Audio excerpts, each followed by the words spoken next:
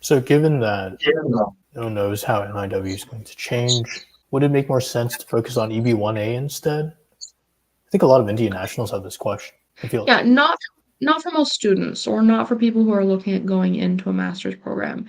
EB-1 is a long road. It's very difficult, for example, to work with someone who's a recent grad and who doesn't really have any of these criteria that they're able to claim and start from square one building the EB-1. It is going to take years for most students, unless they are truly exceptional and have tons of resources at their disposal and can like start a high impact startup company right away. It's out of reach for most people in the near term, in the next few years at least.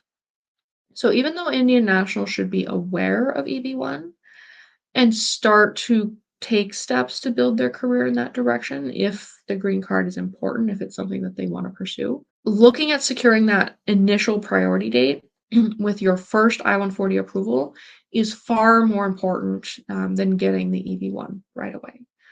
And that's because you can use that old priority date, the first priority date that you secure, and apply it to a later EB-1. So for most people who are in school right now, I say work towards the EB-2 NIW first. Get that filed, get that approved, and get that priority date. And then you have a few years before it even matters, where you can build your EB-1 profile and not have to worry about how it's impacting your timeline. EB-1 is backlogged by a few years.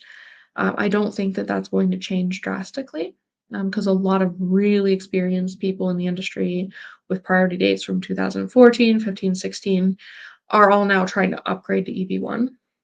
So the backlogs will probably be maintained, which means that current students, you do have time as long as you secure your priority date first. You have plenty of time to build towards EB-1, where doing so doesn't mean you lose any time in the backlog at all.